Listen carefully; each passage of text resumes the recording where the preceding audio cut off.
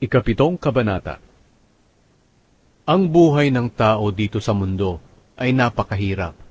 Ito'y kasing hirap ng araw-araw na pagtatrabaho ng isang manggagawa, o gaya ng isang aliping nagnanais na sumapit na ang hapon upang siya'y makapagpahinga, o tulad ng isang manggagawang naghihintay ng kanyang sweldo. Ganyan din ang kalagayan ko.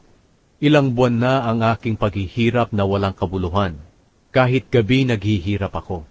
At habang nakahiga ako, iniisip ko kung kailan darating ang umaga. Napakabagal ng takbo ng oras. Hindi ako mapalagay hanggang magbukang liwayway. Ang katawan ko'y puno ng uod at langib. Nagnanana at pumuputok ang mga pigsakong namamaga. Nanalangin si Job sa Diyos. Lumilipas po ang aking mga araw na walang pag-asa.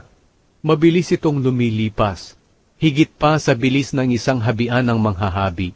O Diyos, alalahanin niyo po na ang buhay ko'y parang isang hinga lamang, at hindi na po ako makadama ng anumang ligaya.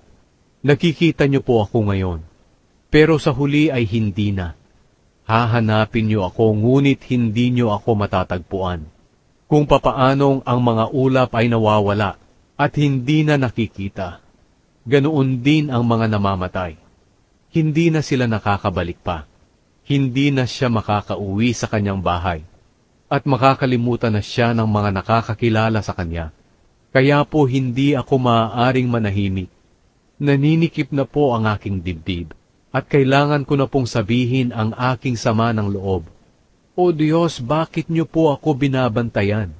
Isa ba akong dambuhalang halimaw sa dagat na dapat bantayan? Kung gusto ko pong mahiga, para makapagpahinga sa tinitiis kong hirap, tinatakot niyo naman po ako sa pamamagitan ng mga panaginip at pangitain. Kaya mas mabuti pang sakalin na lang ako at mamatay, kaysa mabuhay sa katawang ito. Kinasusuklaman ko ang aking buhay. Ayoko nang mabuhay. Hayaan niyo na lang akong mamatay, dahil wala ng kabuluhan ang aking buhay. Ano po ba ang tao para pahalagahan at pagmalasakitan niyo ng ganito? Sinisiyasat niyo siya tuwing umaga at sinusubukan sa bawat sandali. Kung maaari, hayaan na lang muna niyo ako kahit sandali lang. At kung nagkasala naman po ako, ano po ang kasalanang nagawa ko sa inyo o tagapagbantay ng tao? Bakit ako ang pinili niyong pahirapan? Naging pabigat po ba ako sa inyo? Kung nagkasala po ako sa inyo, bakit hindi niyo na lang ako patawarin? Hindi na rin naman magtatagal at papanaw na ako. At kahit hanapin niyo ako, hindi niyo na ako makikita.